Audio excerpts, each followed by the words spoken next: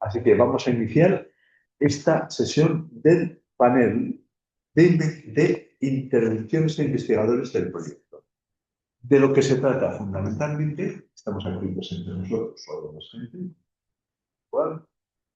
Es que expongamos cuál es el estado de nuestra investigación con el objetivo de que haya al año la publicación de un artículo y la asistencia a un este año en este congreso junta, pero trata de intentar un artículo.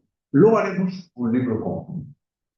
Antes, la profesora Tatiana Curul, con mucho sentido, me ha hecho ver que aspectos del reconocimiento de la investigación, de los méritos por investigación, son mucho más importantes los artículos que los libros. Como yo son monografías.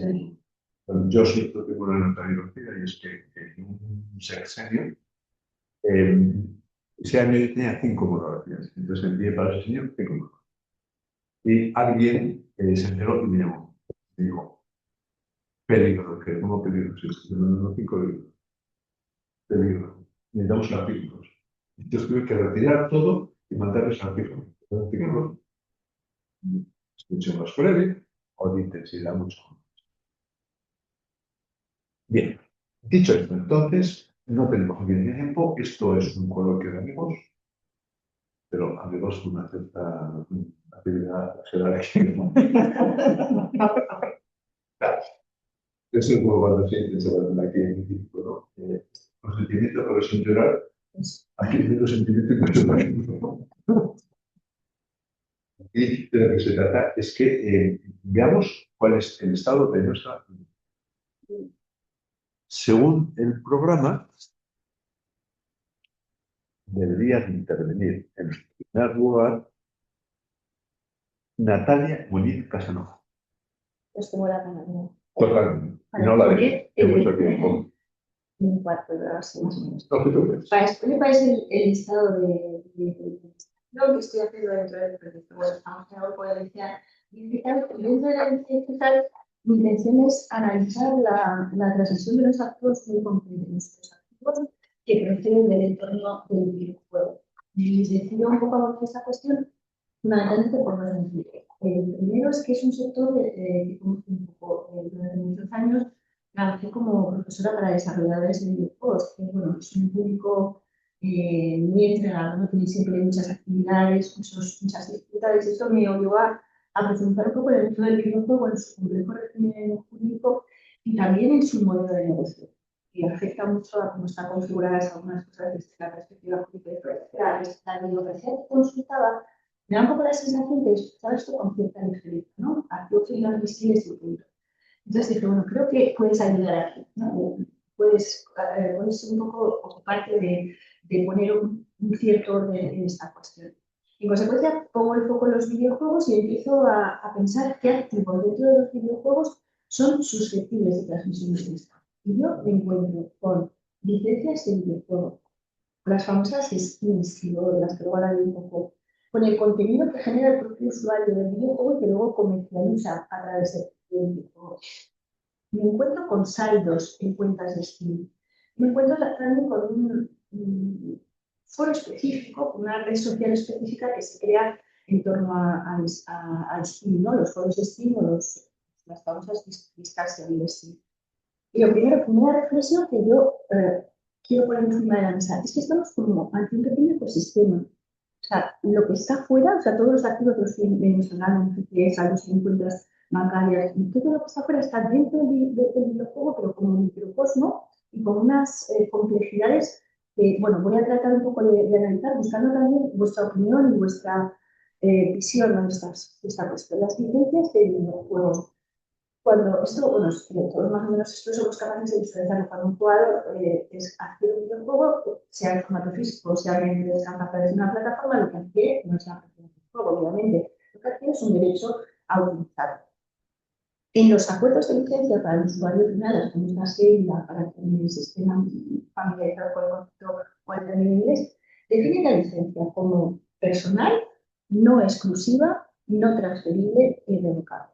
Hay que darle una vuelta a esto. Personal personalísima no es, desde luego, y personal lo es porque lo dice el proveedor, una obligación personal. No exclusiva es claramente comprensible. Revocable. Esto yo creo que puede tener una cierta trascendencia en nuestro estudio, porque claro, revocable no es, o sea, no lo someten a un proceso temporal, sino que dice que esta licencia es revocable un poco a juicio del proveedor de servicio. ¿En qué condiciones, como estoy mirando, se puede proceder a la reciprocidad de la licencia? En primer lugar, en los supuestos de baneo del jugador. Esto de baneo. Cuando un jugador tiene dentro del juego un comportamiento inapropiado o hace trampas, el propietario del videojuego le puede castigar, entre comillas, si le castiga sacándolo, expulsando del juego temporalmente o retirándole la licencia. Bueno, comprensible. Lo que no es tan comprensible es el cierre de servidores. El cierre de servidores supone que la licencia expira de facto cuando la empresa decide que el juego no resulta rentable, que se acabó, que apagamos. Y esto ha generado un conflicto durante todo el 24 de septiembre, desde marzo de 2024, en el final de las grandes empresas de videojuego, Ubisoft, apagamos literalmente un juego que se llama Equip, ha generado en la comunidad un efecto importante, ¿no? Y se está analizando el tema de la localidad de la licencia. Otra cosa por la que expiran estas licencias es en aquellos supuestos en los que la licencia del juego lleva a su vez vinculadas licencias de otros terceros, una licencia de un compositor musical o licencias de, pues, yo qué sé, pues, diseños reales de coches de Fórmula 1 que se utilizan en los videojuegos. Cuando se extinguen esas licencias, perfectamente se puede extinguir también la licencia del videojuego. Y si no considera la empresa propietaria del videojuego que es rentable seguir pagando esas licencias, pues automáticamente se expiraría también la licencia del juego y por obsolescencia técnica. Esto es curioso porque normalmente el videojuego es como de usar y tirar, ¿no? Hay videojuegos que se mantengan mucho tiempo bueno, pues de moda, pero es verdad que hay juegos que son muy legendarios y que pasan unos años y ahí se ven en el mercado. Se puede dar el caso que el sistema operativo para que se desarrolle ese videojuego no sea compatible pues, con la tecnología que se está utilizando en ese momento y que también por esa vía se estimen las licencias. Pero una llamada a esta revocabilidad de las licencias cuando el proveedor lo considera. Y lo que resulta más importante, que es el tema de la transferibilidad de las licencias. Como os digo, el proveedor las define como unas licencias que no son transferibles. Y bueno, yo creo que sobre esto hay que reflexionar. Y podemos reflexionar ya con un marco más o menos claro de por dónde pueden ir los tiros en este caso. Porque el juez se ha pronunciado sobre la transmisibilidad intervivos del mundo de las licencias de programas de ordenador y las licencias de libros electrónicos. Se pronuncia en dos sentencias, no relativamente recientes, la primera ya se de 2012 y la otra de 2019, con conclusiones dispares. La primera de estas sentencias es el caso de Ubisoft contra Oracle y habla de licencias de software. Oracle vende software a sus clientes descarga, esos clientes usan ese software y cuando lo dejan utilizar se lo venden a la empresa de Ubisoft que a su vez lo vende a terceros. Reventa de licencias de software. Oracle demanda a esta empresa y el tribunal falla a favor de la empresa, consiguió de Ubisoft. Considera que la descarga del programa es una venta y que una vez que se realiza esa venta, que el autor vende una copia de su software, el derecho a controlar la distinción específica de esa copia se agota. Por tanto, hay agotamiento de derecho y el comprador original tiene posibilidad de revenderlo. Por tanto, estamos hablando dentro del mundo del software de activos de licencias que sí que son transferibles intervenidos. Pero ¿qué pasa unos años después, en concreto en 2019, con el asunto de Tom Cabinet? Que es un proceso muy similar, pero que afecta a nivel electrónico. En este caso, Tom Cabinet dirige un club de lectura y en ese club de lectura los miembros del club podían comprar y vender libros electrónicos. Entonces, unas editoriales, en concreto las editoriales alemanas, demandan a este señor, a Tom Cabinet, porque consideran que esa actividad está prohibida porque utiliza derechos de autor, ya que no contaban con la autorización de los titulares para esa reventa de los actos. El debate, en el fondo, a diferencia de lo que pasó con el software, se centraba en determinar si estábamos ante una distribución, como en el caso del software, o estábamos ante una comunicación pública que no agotaría el derecho. La conclusión a la que llega el juez es que en el caso de los libros electrónicos no es distribución, sino que es comunicación pública. Por tanto, como es comunicación pública, no se agota el derecho y no es posible la reventa de libros electrónicos como sí sucedía con los ordenadores. Y ahora vamos a la siguiente vuelta que tenemos que dar, ¿vale? Y los juegos electrónicos, ¿qué pasa con los videojuegos? ¿Qué pasa con ellos? ¿Qué son? Esto es un gran debate de mucho tiempo, ¿no? ¿Quién ha creado los juegos electrónicos? ¿Qué es esto en concreto, no? Es un software, es verdad que hay mucho porcentaje de videojuegos, es programación, hay mucho trabajo de programación de este videojuego, pero también es cierto que hay otros elementos más vinculados con el diseño que también están en este contexto y que es necesario considerar. El TJUE tiene una sentencia que estoy consultando en el año 2014 con la naturaleza del videojuego. Los considera una obra completa. Considera que no tienen que ser vinculados a los programas de ordenador, sino que tiene que tener una protección distinta. Y esa protección distinta se lleva a la directiva, de propiedad intelectual, la del 2009/2030, que es la misma que se aplica en todo el mundo. Por eso, en este momento, a partir de 2019, en algunos procedimientos que estaban abiertos, no en España, sino en Francia, que trataban sobre esta cuestión, se actúa a los videojuegos dado una normalidad. Y yo, una cuestión que dejo encima de la mesa y sobre la que quiero tratar es por qué. Tenemos claro que no son los juegos de ordenador, que no es software, perdón, el videojuego no es software. Ok, no le aplicamos la norma del software, pero tampoco es un libro. Entonces, si no es un libro, ¿por qué le aplicamos exactamente en lo que a transmisión de licencias se refiere la misma normativa que a un libro o a una película que se distribuye en una sala? No entiendo, o sea, creo que aquí hay que hacer una reflexión. No es una cosa, no es otra cosa, pero no, si no vamos a ser régimen, ¿por qué vamos a ser régimen? Tendremos que tener un régimen propio. Y dentro de ese régimen propio, la duda que yo me planteo es si cabe la transmisión de individuos de una licencia que está vigente, una licencia de juego que no se agota en la lectura de un libro o en el visionado de una película, sino que yo puedo jugar mientras que esa licencia esté vigente, lo que pasa a niveles puede tener una cierta actividad.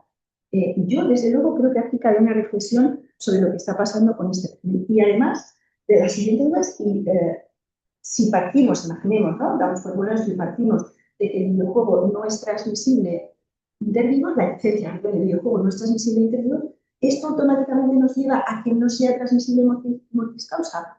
Tenemos que hacer una reflexión también. Automáticamente la no transmisibilidad entre ellos haga esta no transmisibilidad mortis causa. Es otra cuestión que quiero plantear y lo que sí que es cierto, yo para hacer todo este análisis trabajé sobre dos plataformas. Valve, que es una gran desarrolladora de videojuegos, empresa desarrolladora de videojuegos, pero sobre todo sobre Steam, que es la plataforma a través de la cual se distribuyen los videojuegos. Luego, como Apple Store, ¿no? La Valve sería la creadora de los videojuegos, Steam sería que pone esos videojuegos en el mercado, ¿no? La distribuidora digital de esos videojuegos. En el acuerdo que Steam, el acuerdo de licencia de Steam que estoy revisando, no hace ninguna referencia a la no transmisibilidad mortis causa, pero insiste que la licencia es simplemente una licencia personal, licencia revocable y licencia no transmisible por ningún concepto. Estoy mirando también en los foros a los que se había pasado algo en algún momento, y ellos se manifiestan claramente que no darán acceso no habilitarán nuevos accesos, no darán acceso a cuenta en casos de fallecimiento, porque entienden pues, que es un derecho personal y que es un derecho no transmisible. Este es uno de los focos en los que yo quiero poner mi investigación. Pero quizá el más interesante o que pueda revelar cuestiones que a lo mejor pues, quienes no estén metidos en este mundo no están familiarizados con ellos, es el tema de las skins. Las skins son contenidos estéticos opcionales que proporciona el proveedor del videojuego y que el jugador puede adquirir normalmente mediante moneda de juego. Algo estético siempre es algo vestuario del personaje, un fusil, un arma, como una especie de pegatinas o tienen, ¿cómo se llaman? Charms, colgantes, este tipo de colgantes, ¿no? Lo cierto es que no todas ventajas competitivas, ¿vale? Simplemente es una cuestión estética. ¿Y cómo se consigue? Bueno, se consigue desde muchas vías jugando, por ejemplo. El videojuego premia a los jugadores que dedican muchas horas jugando. De manera que vas subiendo los niveles de juego y ellos van habilitando algunos de estos contenidos. Otra forma de adquirirlos es comprándolo en las tiendas de Steam mediante micropagos, ¿no? Ese niño en el salón que dice, mamá, ¿me puedo comprar un Steam? Esto es todo el rato, ¿no? Voy a comprar una Steam más son solo 150. Bueno, lo que se está haciendo en ese momento es entrar en el catálogo de Steam, escoges la Steam y pagas ese precio. Y hablamos de micropagos porque es verdad que los juegos, todo este Fortnite, que son juegos así infantiles y demás, en general, las Steam no cuestan mucho. Entonces, bueno, es fácil caer en la trampa de dejar comprar estas Steam. Además de esto, tenemos muy interesante, vamos a ampliar la publicidad, las cajas de botín. Las cajas de botín funcionan como sobre de nuestra época, ¿no? Sobre los hechos de sorpresa. Tú compras la caja, pero no sabes cuál es el contenido de la caja. Y te puedes encontrar con skins buenísimas que tienen un valor incalculable y otras skins que son, bueno, pues menos valiosas, skins normales. Pero bueno, ahí está el misterio, ¿no? De la caja. Es un tema que no tengo tratado desde las skins. No voy a detenerme en él porque llevaría tiempo, pero es introducir a los menores en el juego de azar. Después regalos de jugar a otros, porque como nos parece que dedican poco tiempo a jugar, queremos que van a jugar lo del film a ver cómo otros juegan, ¿no? Entonces, conectar sus videojuegos con cuentas de Twitch están viendo a los grandes jugadores jugar. Y entonces, eso también, esas horas dedicadas a Twitch también se pueden transformar en dinero o en pequeños objetos para utilizar en el videojuego. Y luego lo que más me interesa, que es comprando el tradeo. El tradeo se hace ya no en Steam, en el mercado de Steam, sino se hace entre jugadores. Y aquí yo ya no estoy hablando de esos micropagos, esas pequeños adornos que tiene el videojuego de Fortnite, que a lo mejor es el que aquí estoy hablando de activos muy valiosos. Para analizar esta cuestión de las Steam, como a mí me gusta analizar, o sea, las Steam y las que me estoy poniendo el ojo, voy a hablar de un juego concreto que se llama el Counter-Strike 2. El Counter-Strike 2 es el juego que más volumen de negocio en Steam está moviendo en estos momentos. Para que os hagáis idea, en el 2024, 5.000 millones de euros en capitalización, en volumen de jugadores. Jugadores conectados, 1.400.000 en el mismo momento. Tengo un ejemplo de cotización de estas Steam que no puedo, es una página tan oscura que no puedo hacer desde aquí, desde la universidad no puedo, solo puedo desde mi casa. Para luego os lo enseñaré. Estoy hablando de cuchillos que valen entre los 500 y 800 dólares. Estoy hablando de fusiles que pueden alcanzar los 30, 40 mil dólares y llevan pegatinas legendarias que en condiciones normales pueden ser de 800 dólares. Estoy hablando de verdaderos disparates en una determinada Steam. Entender por qué unos píxeles tienen este valor, yo creo que parece una locura, pero es un mercado que actúa exactamente igual que el mercado del lucro. ¿Por qué esto vale tanto? ¿Por qué estas skins son tan valiosas? Pues son tan valiosas que luego son escasas. Que conseguir que una caja de botín de estas que salga una skin buena, tienes que invertir mucho dinero en esto. Son bienes muy escasos.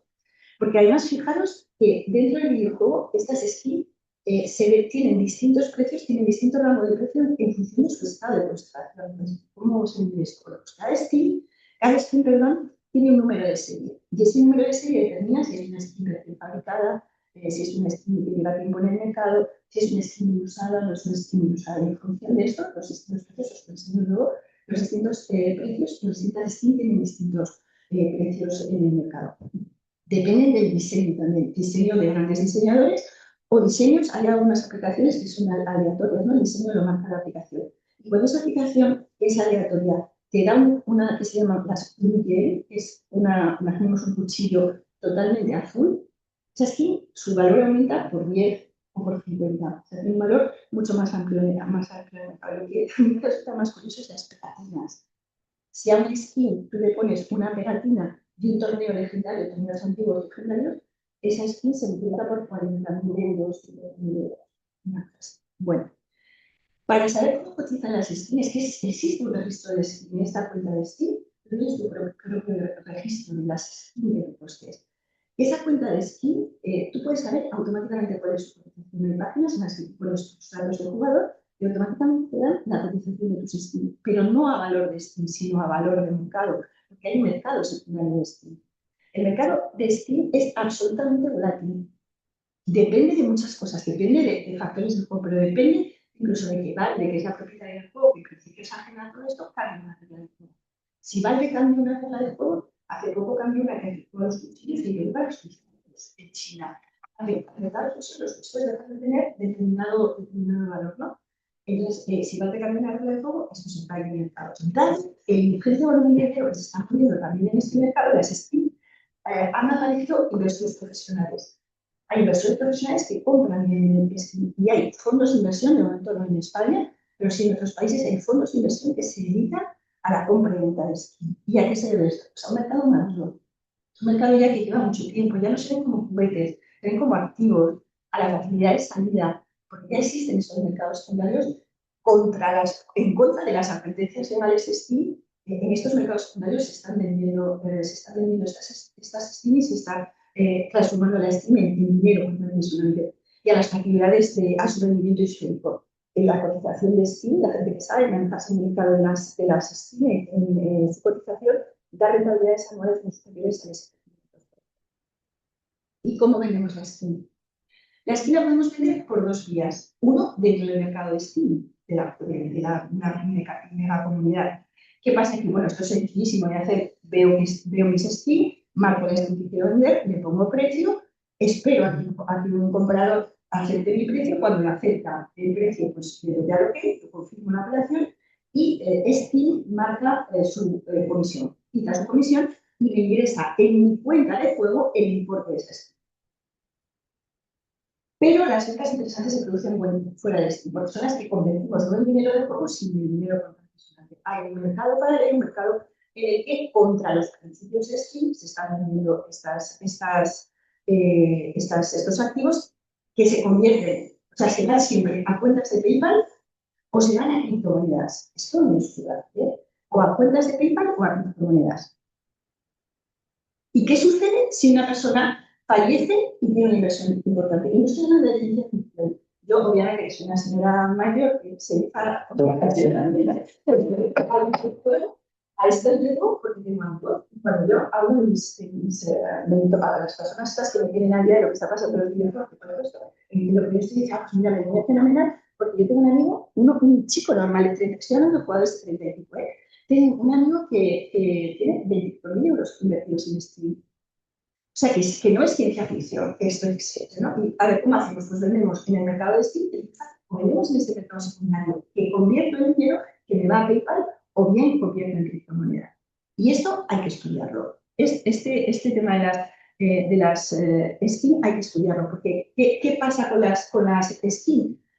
Pues para STI son activos más que la cuenta. Entonces, yo veo que son activos, nos parece activos totalmente transmisibles introductivos, que están carísimos, bueno, ahora, of course.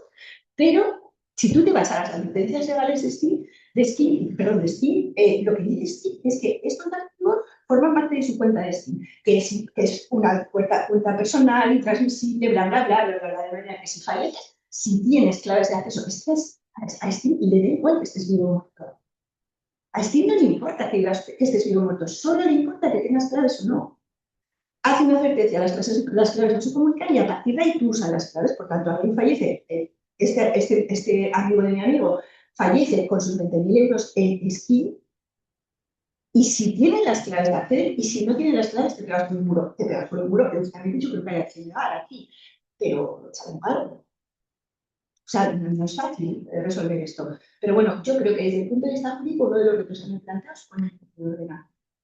¿Estamos ante cláusulas abusivas? Estamos ante cláusulas abusivas. Sin ningún lugar a duda.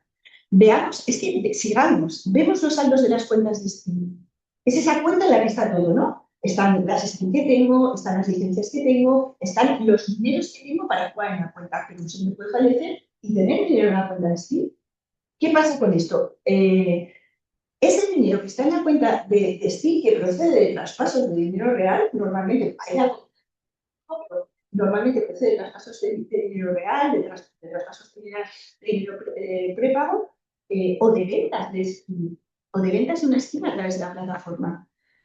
Bueno, pues lo tenemos ahí. En el acuerdo de suscriptor de STI, lo que te dice es que ese saldo no puede convertirse en dinero real. Nunca puede convertirse en dinero real, porque es dinero para usar el videojuego. Exclusivamente para usar el videojuego. Dice que la cartera de STI no es una cuenta bancaria, ni un instrumento de pago. Dice que funciona como saldo prepago para adquirir contenidos o servicios. Establece un límite máximo de 2.000 euros que no controla.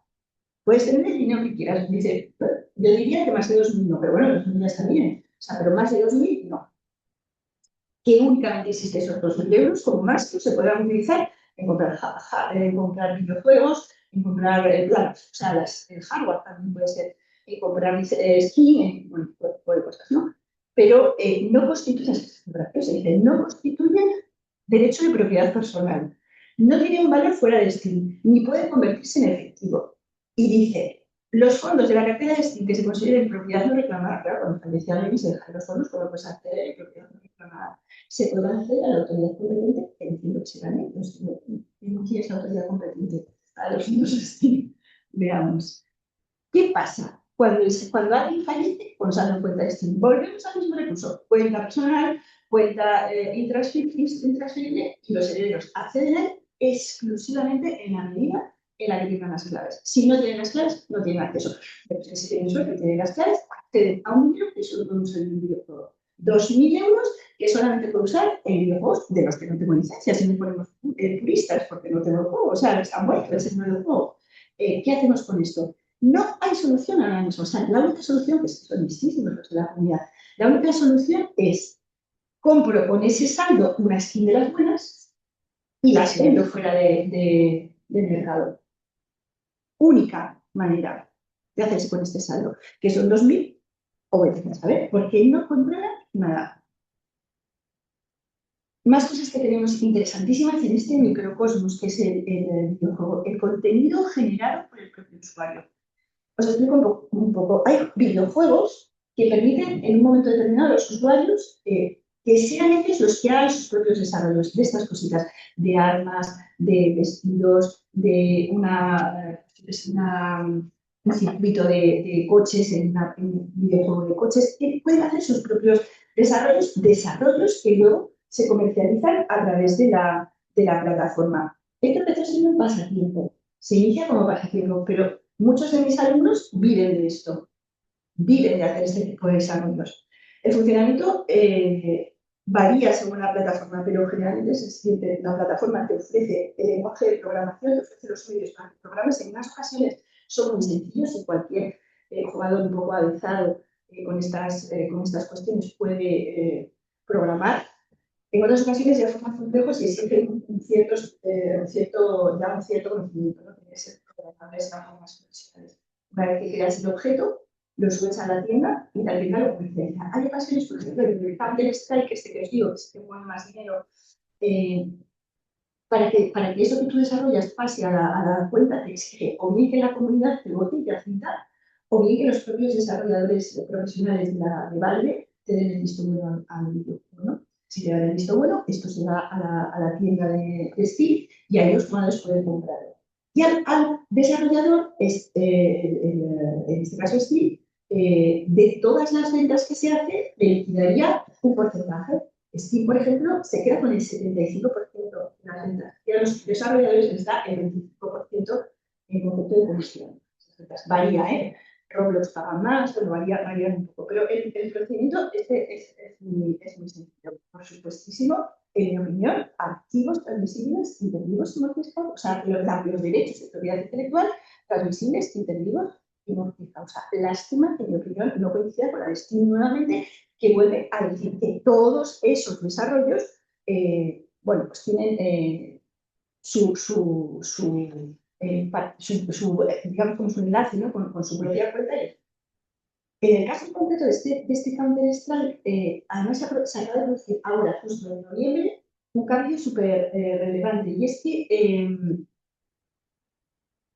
ha cambiado totalmente el modelo. Hasta ahora pagaban comisiones por cada uno de los desarrollos, pero ahora han pasado a un pago único. Para que visualicemos una skin potente, una skin de estas más top, en 5 años podrían generar ingresos en torno a los 420 euros. 5 años. Ahora el sistema que están planteando es distinto. Ya no te voy a pagar porcentajes por esas skins que pueden llevar a estas cantidades, sino te voy a pagar porcentajes fijos por cada elemento. Entonces, por un fusil que tú colocas en mi cuenta, te voy a pagar 35.000 euros. Por una pegatina o por un amuleto, estos fogatitos que son amuletos, te voy a pagar 6.000 euros. Y esto ahora mismo ha generado insisto, que esto que hicimos es una revolución en el sector. ¿Por qué? Pues porque para los diseñadores noveles esto es una maravilla, porque claro, los diseñadores noveles diseñan algo, como no son muy conocidos, pero las diferencias tutoriales son muy pequeñas y ahora saben que si vuela el filtro y se va a la página ya 35 los tienen asegurados. Y claro, los desarrolladores consideran estas inmensas fortunas en el desarrollo bastante pequeños, ¿no?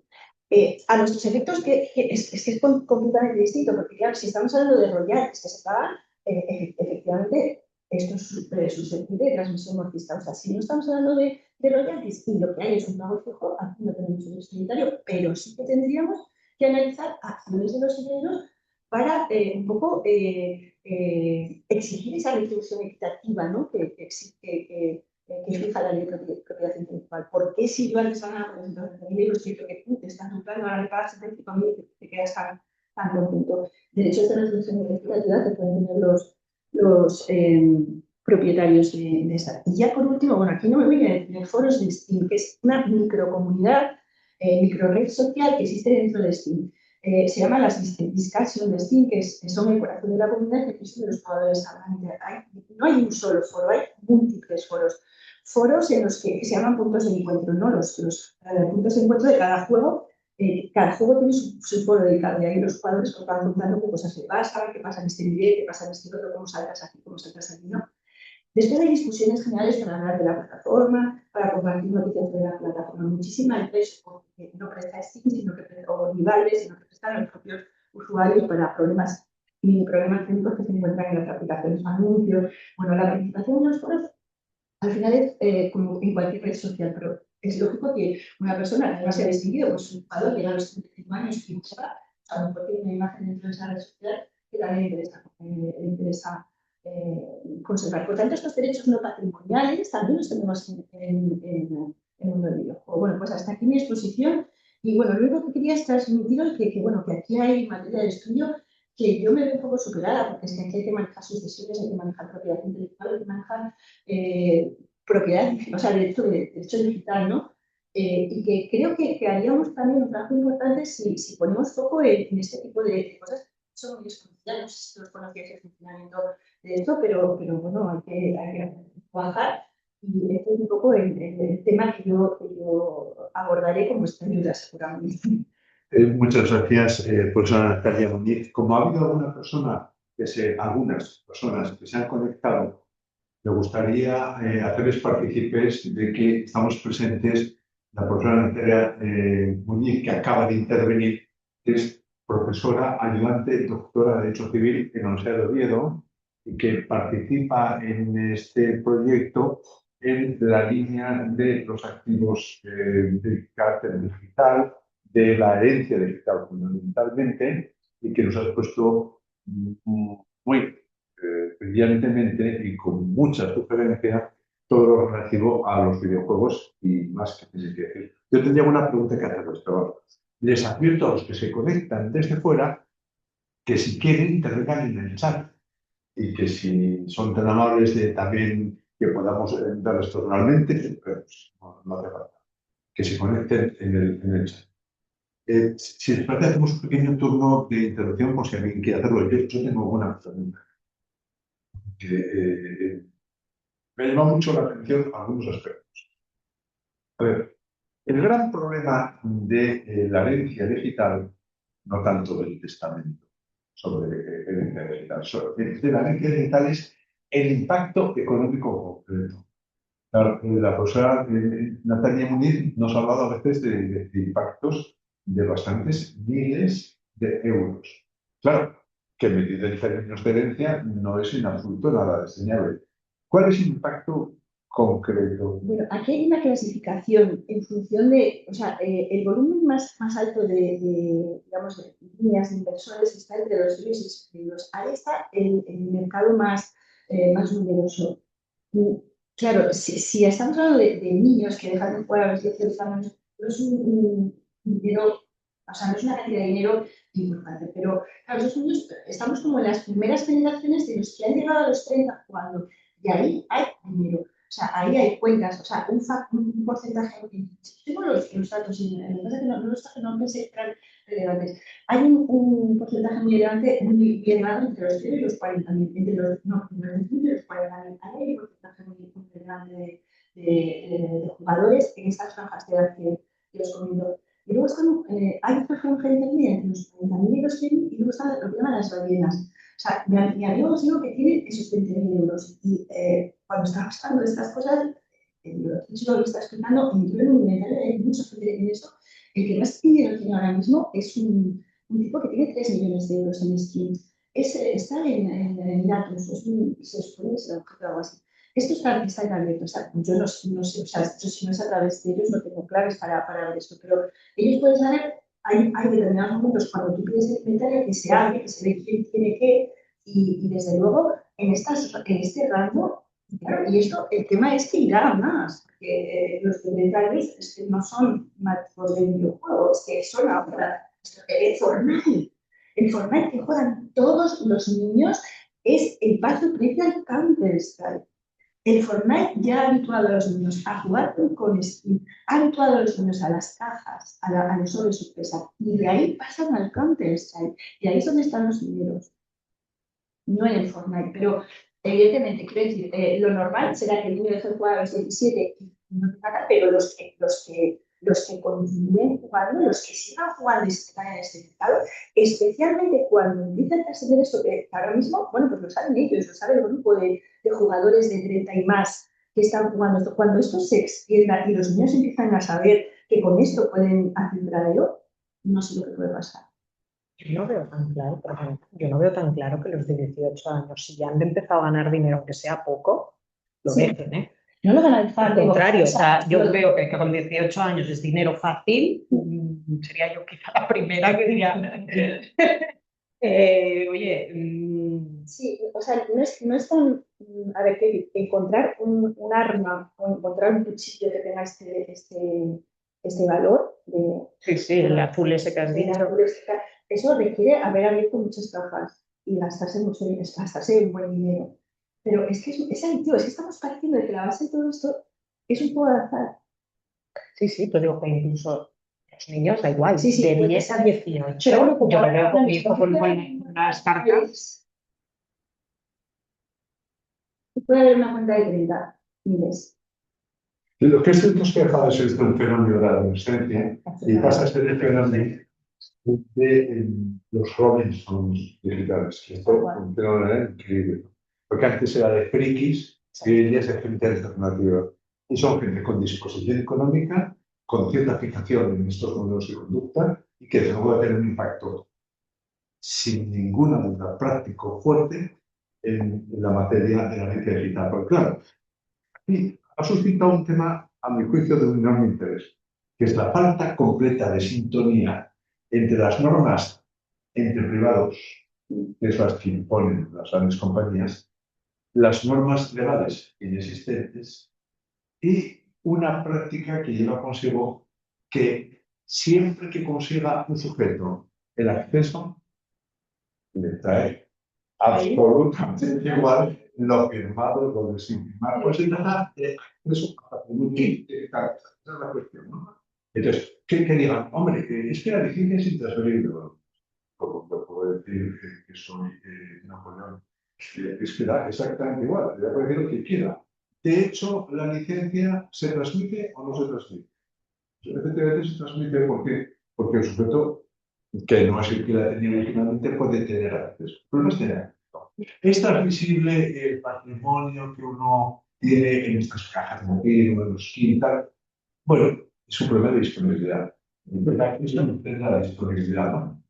Luego, que sean condiciones generales, abusivas, da exactamente igual siempre y cuando un sujeto se le permita el acceso. El problema surgirá cuando se impida el acceso.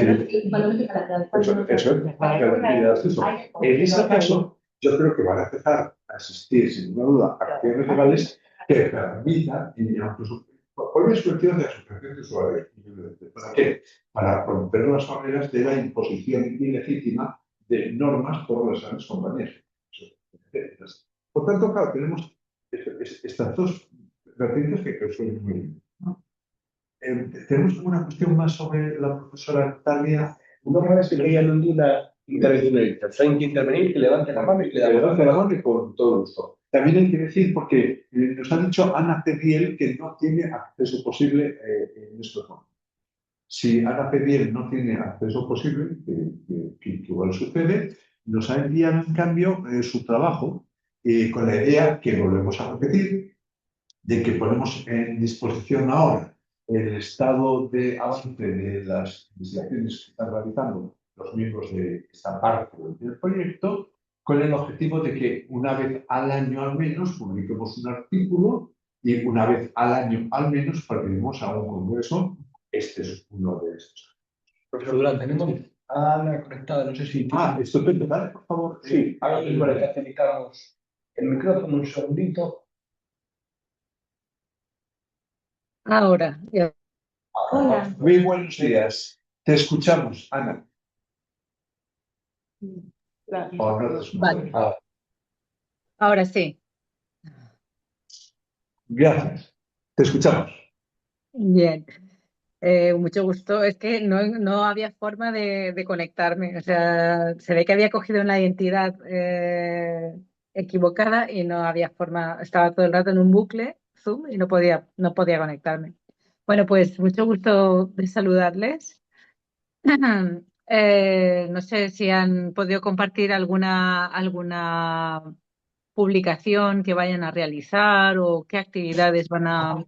Pues hemos hecho una pequeña presentación por parte de Natalia Gui, que nos ha hablado del videojuegos como elemento de la NCP. Posteriormente va a intervenir Tatiana Kurul, pero si usted quiere intervenir, con mucho gusto.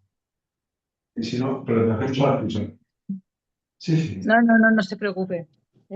Supongo que lo pondremos en común. Yo he enviado un documento también Sí, para ponerlo en común justamente, porque estamos redactando un artículo conjunto para intentar publicarlo en la revista, en alguna revista, sobre todo más desde un punto de vista académico, intentando analizar qué es patrimonio digital, a efectos de cuestiones de herencia digital desde un punto de vista verdaderamente práctico, ¿no? Queremos averiguar cómo sería una liquidación hoy en día en un registro de la propiedad si llega no tanto una liquidación, sino una comprobación de una liquidación en cuanto a impuestos sobre sucesiones. continúa, Ana, por favor. Sí, sí. Bueno, pues esta sería digamos, la intención, ¿no? Ubicar en una realidad en la que no está sucediendo aún esto, pero puede suceder. Queremos saber qué herramientas tiene el derecho para poder revisar el cumplimiento de la obligación tributaria de forma correcta, ¿no? Y después revisar pues todo, el valor, la patrimonialidad de los elementos, en qué consistiría valorarlo o integrarlo en el ajuar, ese ajuar doméstico, ¿no? Que compone el 3%. Bueno, estamos realizando un trabajo bastante profundo con todas las dudas del registrador, pero bueno, es muy valiente, ¿no? Por su parte. Los notarios han realizado un esfuerzo notable porque lo hemos investigado y gracias a esta labor del notariado, también podemos trabajar, ¿no? Porque ellos ya han realizado un primer acercamiento a las sucesiones en herencias, transmisiones mortis causa, pero con testamento, con personas previsoras, ¿no? Incluso hemos imaginado qué problemas darán, cómo se pueden solventar. Es muy complicado, muy complejo. Tú siéntete libre por si quieres hacer algún anuncio o algún tipo de adelanto. Si no, no hace falta, pero tú con total libertad. Ya he dicho antes que esto, más que un simposio, es una reunión de co-investigadores que van a poner al día en cómo van sus avances y en una absoluta confianza, de cordialidad entre colegas que participamos en un proyecto de investigación. Tanto, sí, Estamos muy, muy emocionados. La verdad que está resultando un texto muy bueno y bueno, que lo vamos a intentar entregar a partir de abril. A la revista que tenemos previsto mandarlo es la de revista de registros y notariado o algo así, no lo tengo muy claro. Creo él lo sabe mejor que yo, pero no podía estar conectado ahora porque está en el registro. sí. Y bueno, tenemos muy buenas sensaciones con el texto, la Muy verdad.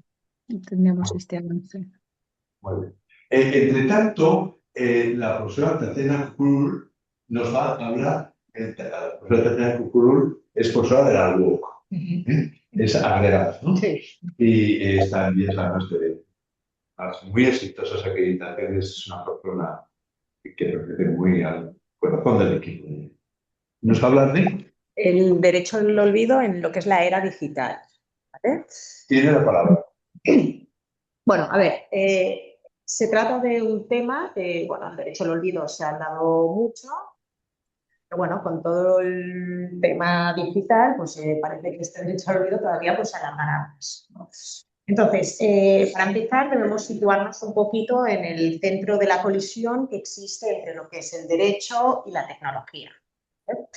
Entonces, por un lado, tenemos lo que es el derecho al olvido, ¿vale? Que es una garantía esencial para la privacidad y la autodeterminación informativa, que permite pues, a los ciudadanos solicitar la eliminación de sus datos cuando estos ya no son necesarios o bien retiran su consentimiento. Entonces, este derecho, que está consagrado en el artículo 17 del Reglamento General de Protección de Datos, nació, ¿no?, de esa idea romántica y humana de que nuestro pasado no debe estar persiguiéndonos de forma indefinida y menos aún en lo que es el entorno digital. Sin embargo, este principio choca frontalmente, de manera frontal, con esta arquitectura de lo que es la inteligencia artificial. ¿Por qué? Porque mientras que en una base de datos tradicional borrar información pues es un proceso, podríamos decir, que es quirúrgico, ¿no?, y localizado, en los modelos de lo que es aprendizaje automático nos enfrentamos a lo que se denomina lo que es la inmutabilidad, ¿no? Entonces, ¿qué significa esto? Pues que una vez que el modelo ha sido entrenado, la influencia de ese dato específico no se guarda en una carpeta, ¿no?, como podemos hacer, bueno, que seguimos haciéndolo aún, ¿no?, en una carpeta específica, sino que podemos borrar, ¿vale? Sino que ¿qué sucede? Que este se codifica y se dispersa de una manera indivisible en miles y millones de parámetros internos.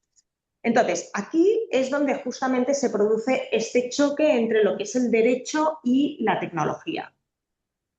La ley nos exige pues, la supresión completa y permanente de lo que es el dato, ¿vale? Pero la tecnología nos dice que para eliminar realmente la influencia de lo que es ese dato individual, a menudo la única solución técnica viable sería el de destruir el modelo y volver a entrenarlo desde cero.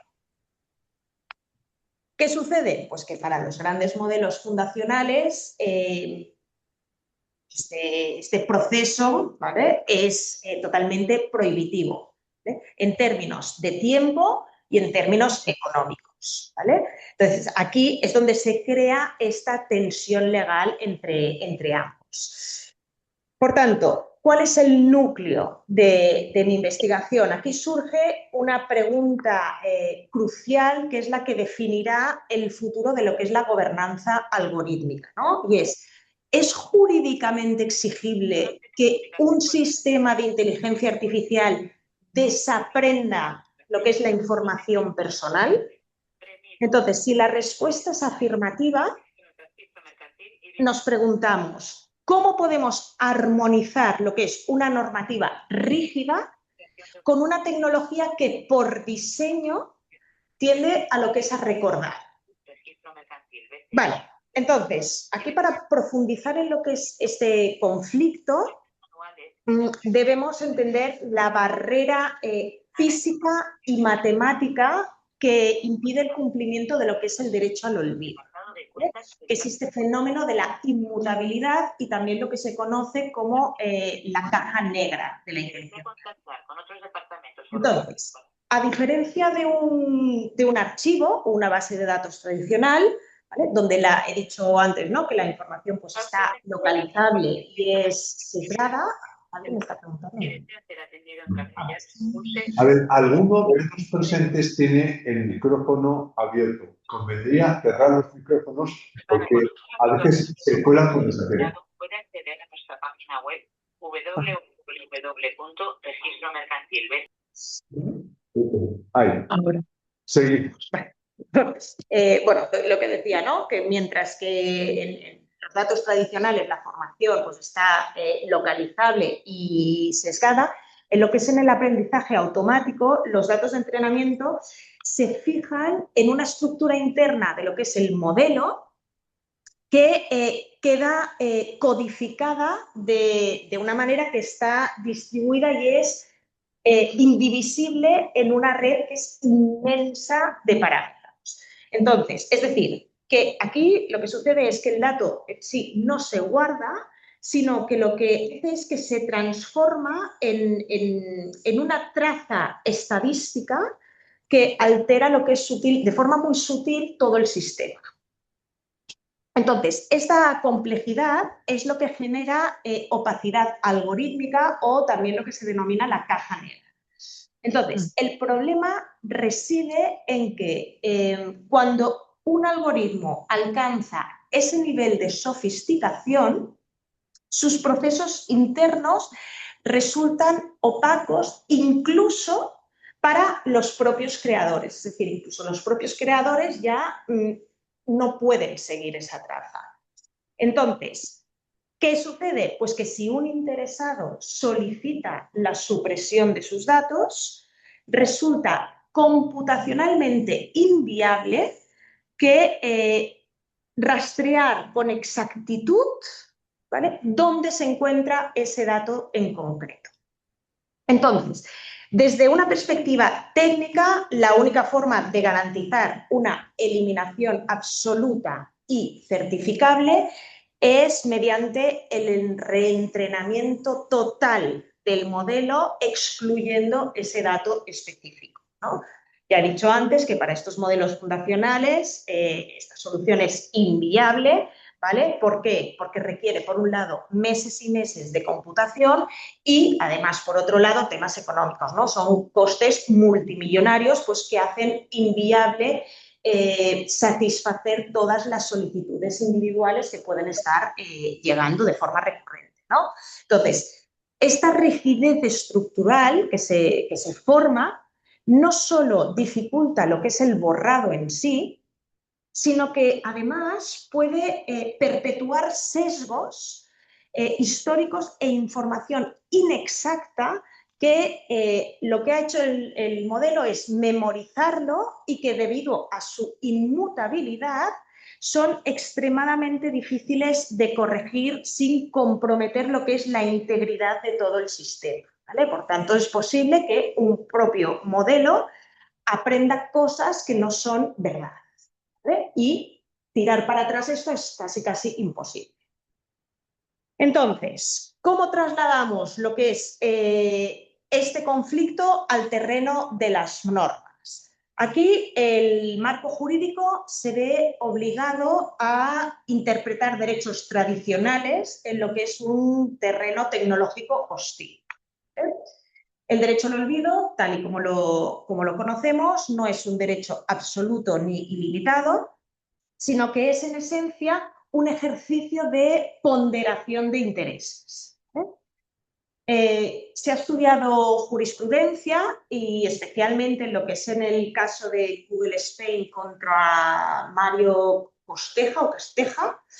Esta sentencia dijo que el derecho al individuo a la privacidad y la protección de sus datos debe equilibrarse cuidadosamente frente a otros derechos fundamentales, como lo son la libertad de expresión y el interés público a recibir información. Por tanto, ¿qué sucede? Que en el contexto de la inteligencia artificial, esta balanza es todavía aún más delicada. El artículo 17.3 del Reglamento General de Protección de Datos ya establece lo que es unos límites claros a lo que es el derecho de supresión, reconociendo que no siempre es posible ni tampoco deseable, pues borrar la información si existen motivos que sean legítimos para que ésta permanezca. Sin embargo, surge un problema legal que es de inmenso calado, que es la calificación jurídica de los parámetros del modelo. ¿Cómo los calificamos jurídicamente? Entonces, mi investigación subraya que si un modelo de inteligencia artificial ha memorizado datos de tal forma que estos pueden ser recuperados o inferidos mediante medios razonables, estos parámetros internos dejan de ser un simple código matemático para pasar a convertirse legalmente en lo que son datos personales. ¿Vale? Esto significa que cualquier operación con el modelo, ¿vale? Es decir, desde su descarga hasta su despliegue, se transforma en un tratamiento de datos sujeto a lo que serían las obligaciones del Reglamento General de Protección de Datos, ¿vale? Incluyendo, por tanto, el derecho de rectificación de las posibles alucinaciones o información falsa que el mismo modelo pues, pueda generar sobre una persona, ¿vale? Entonces, ¿cuál es el núcleo propositivo de esta investigación? Es la búsqueda de una solución que permita romper el punto intermedio entre lo que es la ley y la tecnología. Entonces, ante la inviabilidad operativa del reentrenamiento total, por lo que hemos dicho, ¿no? Por los costes que este produce y el tiempo que se requiere para ello, surge lo que se denomina el desaprendizaje automático, ¿no? Que en inglés, ¿no? El machine learning, que siempre queda mejor, ¿no? Para estos términos, ¿vale? Este desaprendizaje automático es la herramienta de ingeniería de privacidad, pues que ahora mismo es por excelencia. Entonces, ¿qué es el desaprendizaje automático? El desaprendizaje automático no es un simple borrado de archivos, sino que es un subcampo de la ingeniería cuyo objetivo es la eliminación eficiente y selectiva de la influencia de un subconjunto específico de datos de entrenamiento. Entonces, aquí lo que buscamos es que el modelo sea capaz de olvidar la información personal que dio origen a la obligación regulatoria, pero manteniendo intacto la integridad del resto de los conocimientos que sí que son válidos. Sin embargo, para que esta técnica tenga validez jurídica, bajo el principio de rendición de cuentas, no basta con que el desarrollador afirme que se ha borrado ese dato específico, ¿vale?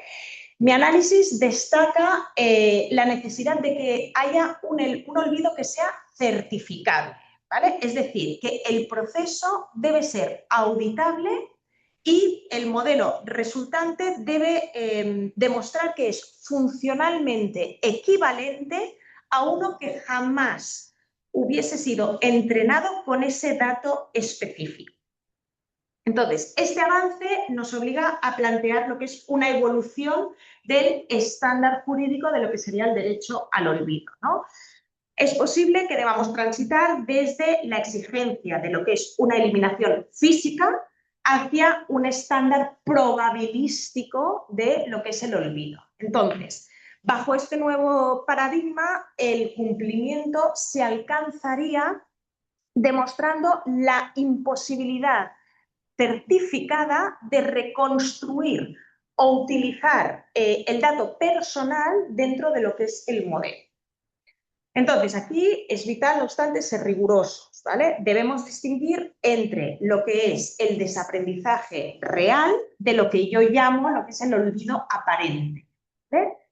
¿Qué significa esto? Que filtrar las respuestas de una inteligencia artificial para que no se mencione un dato sensible, ¿vale? No es una mera limitación de acceso del artículo 18 del Reglamento General de Protección de Datos, pero no es una supresión, ¿vale? Del artículo 17 del Reglamento General de Protección de Datos. Por tanto, si el dato sigue allí, codificado en las sombras de lo que es el modelo, el derecho al olvido no se ha materializado. Entonces, a partir de aquí, ahora faltaría por tratar, para terminar con esta investigación, tratar todo lo que es el tema de la indemnización por violación de lo que es el derecho al olvido, ¿no? Que en este caso sí que sería transmitible a través de la herencia. ¿Vale? ¿Qué sucede? Que cuando se produce una vulneración de lo que es el derecho al olvido, ¿vale? Y este persiste pues tras la muerte, o incluso también cuando el daño se produjo en vida pero no se ha materializado, ¿vale? Hasta después de la muerte, el ordenamiento jurídico lo que hace es proteger la memoria del difunto pues a través de sus herederos, ¿no? Entonces, aquí falta por investigar dos puntos que serían, por un lado, los puntos clave de lo que sería esta transmisibilidad, es decir, cuál es la legitimación de los herederos, cuál es la acción de resarcimiento y también buscar la jurisprudencia que ha tratado sobre estos temas y, por otro lado, también sería cómo se calcularía esta indemnización, ¿no? Entonces, sabemos que la indemnización, la cuantía no es fija, y que suele determinarse en base a unos parámetros de responsabilidad civil. Entonces, aquí se tendría que evaluar también lo que es la persistencia en el tiempo, lo que es la difusión que ha tenido ese dato, también el perjuicio que éste ha causado y la posible negligencia del responsable que ha ocasionado pues, que ese dato siga todavía por la red. Entonces, este artículo se pretende publicar dentro de este año 2016 y preferiblemente se va a intentar enviar a la Journal of Law and Information Technology de la editorial Oxford. Muchísimas gracias. La verdad es que es un tema apasionante. Muchas gracias por ha comenzado la pasada con lo del pasado, ¿no? Les Luthiers, los famosos juristas argentinos, tienen un sketch sobre una mujer atrapada por su pasado, que dice, pasado cuenta ventas, ¿no? Bien, entonces, ¿qué es tan importante como lo que he dicho? Somos conscientes y que sea por algún tipo de noticia de la prensa sobre qué hace alguien para que desaparezca el disco duro, todo tipo de información, martillazos y cosas. Hemos visto cómo incluso en películas y series existen fórmulas con microondas para cocer, porque efectivamente la información hoy es un número y un número guarda la memoria, sobre todo en los grandes sistemas de almacenamiento, mucho más allá de lo que uno puede imaginarse. Y efectivamente tenemos que poner en cero todo un sistema que es económicamente inviable. Claro, porque hablábamos ayer de los zombies, sobre todo los intervinientes se fijan mucho en el zombie digital, ¿no? Yo ya expresé que el zombie tiene ciertas carencias, ¿no? El zombie es apestoso, es agresivo y tiene que ser abatido. Que a mí me gustó mucho más el concepto del fantasma. Pero claro, aquí el fantasma vuelve a ser zombie cuando por medio de alucinaciones mantiene tu presencia distorsionada en los medios. Es decir, nos estamos asomando a lo que ha venido a definir algún filósofo como el inmortalismo por vía tecnológica.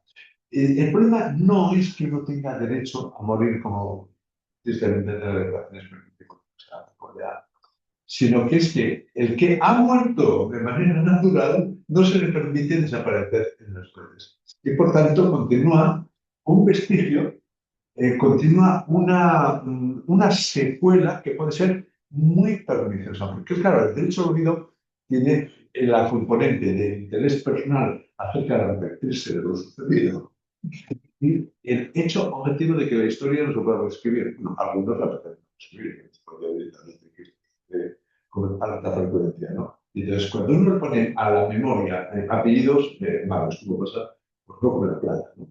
Pues la plata es la plata, cuántos miles es una cosa. Pues sucede esto exactamente con la memoria, ¿no? La memoria es memoria, pero es esto de que ya, bueno, claro, no va a ser ficticia, ¿no? Pero ya, cuando es democrática, es decir, todo esto nos lleva a una cierta manipulación de un dato objetivo. Claro, esa manipulación de dato objetivo te afecta completamente a ti y hay que tener un enorme cuidado, porque el transhumanismo precisamente lo que contempla es una manera de vivir paralela e irreal en sujetos que han dejado. Y por eso el derecho al olvido es tan absolutamente necesario. También decimos porque ya llevamos más gente conectada, porque además esto es un foro solo relativo a investigadores del proyecto. Gracias por la participación. Hay que tener en cuenta que algunos de los que están conectados están en un uso horario dificilísimo, por lo cual estamos en prácticamente otro lado del mundo. Y les agradezco enormemente su asistencia. Ahí no me van a levantar la intervención de Ana, si le parece. Ana, por favor. Le doy la... Sí, solo un instante, Ana, y ya termino. He de decirles que estas aportaciones dan cuenta de un estado embrionario o un estado en tránsito, no del todo definitivo de lo que estamos investigando. Que ha habido algún tipo de aportación que ya es definitivo. Por ejemplo, el profesor del campo que nos está asistiendo en la materia técnica, don Borja del Campo, que no pertenece a este equipo de investigación, que se lo tiene. Consigo el hecho de que acaba de dirigir con una profesora llamada Paula Vega, de sus discípulos míos, que tampoco participa en este método, pues están en otros. Bueno, pues han dirigido un libro sobre un congreso que hicimos de criptomonedas, del mundo cripto, ¿no?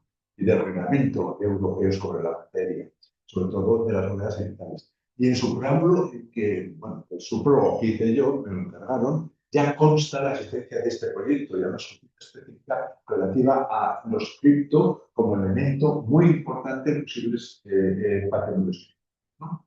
De la misma manera, acaba de publicarse por el Colegio Notarial de Cataluña, dirigido por don Ángel Serrano, que estuvo ayer con nosotros, en su colección Notariado Hoy, una monografía que nos entregaron ayer, que se titula Ser y Ordenador Político, en el cual también se trata sobre las personas con discapacidad o con autogobierno, qué medida pueden realizar disposiciones también en este año. Y está tratado también el proyecto de manera específica como un ejemplo claro. Vemos que el proyecto avanza, que las intenciones son buenas y por eso no podemos menos que felicitarlos. Y en concreto, Ana, que quería intervenir, por favor, si lo hace, se lo agradeceríamos. Tienes que darle. Sí. Ahora. Primero, felicitar a todo el equipo porque, de verdad, o sea, qué publicaciones tenéis. Gracias por esa profundidad de investigación. Tatiana, mil gracias porque sin ti no soy nada, como digo siempre. Madre mía, lo que nos has dado. Solo aportar una cuestión que mientras hablaba iba aplicando, y es que yo ejercí el derecho al olvido, Tatiana, en Google. Me costó muchísimo que borraran todo mi historial eh, anterior pues, mi llegada aquí a Lleida, ¿no? Donde trabajo. Pues quiso probarlo porque tenía que hacerlo con un cliente, yo trabajaba de abogada en aquel momento, y pues quise intentarlo yo, porque yo digo, no sé si es real, ¿no? Que se puede, y verdaderamente lo borró. todo, mi huella digital antes de esa época ha quedado eliminada. Y ahora estabas hablando y digo, voy a preguntar a ChatGPT qué sabe de mí durante esa época y no sabe nada. La respuesta es que no encuentra información fiable, entonces no responde. Dice, pues conozco a otra persona que se llama Ana Cediet, pero es colombiana. Conozco a otra persona que tal, pero no encuentro esta información que me estás pidiendo. Se la he pedido de varias maneras por si está escondida, que también podría ser, pero no la ha ofrecido. Entonces, bien que esto que pedí fue antes del lanzamiento de ChatGPT. Sin embargo, es Claro, información que problema. constaba en la red antes de ChatGPT. Fíjate, o sea, de alguna manera, quienes ejercieron el derecho al olvido antes de que la inteligencia artificial fuera alimentada con los datos, sí que tal. Es muy otra cosa que te lanzo, Tatiana, y es que me ha interesado mucho que trasladar todo lo que has dicho. En mi caso, como ya sabéis que soy tributarista, a la agencia tributaria, que nunca olvida, no es rencorosa, pero nunca olvida. Rencorosa también. Un poco, un poco.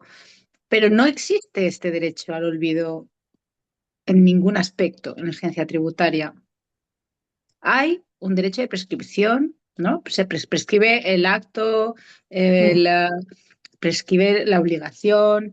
eh, Oye, muy interesante trasladar lo que has dicho a la administración, ¿eh? La Sí, ponemos sí, en un problema muy grave, Tatiana. Yo sí, sí, te sí. lo lanzo porque cuando acabes con este, yo quiero trabajar con esto. Perfecto. No, pues Yo muchas gracias por esta aportación, Ana, porque Muchas realmente gracias a vosotras y a ustedes. La verdad que maravilloso. Gracias.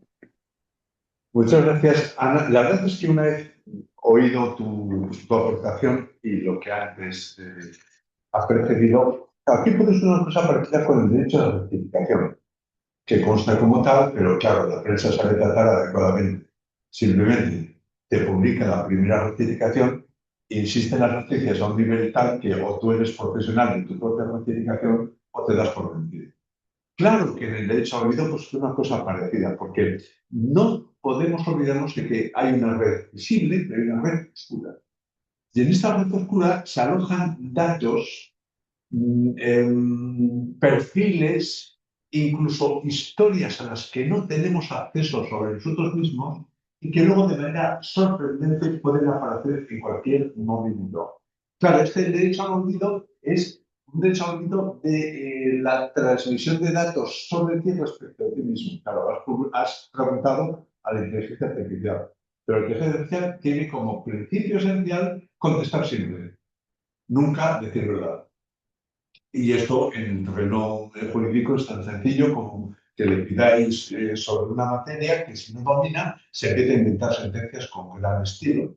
¿Por qué? Porque le encajan de los autores. Le gusta pedir, yo nunca lo he hecho. Yo tengo tanto miedo que no soy capaz de preguntarle nada a la inteligencia artificial. Ya, y si le pregunto sobre mí, es que no.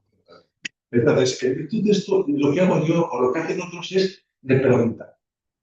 Y vamos, afirman que yo he escrito cosas inconcebibles. ¿Por qué? Porque se trata de que sobre una materia que yo no he escrito tienen que aportar. Y para aportar, ¿qué se hace? Se inventa.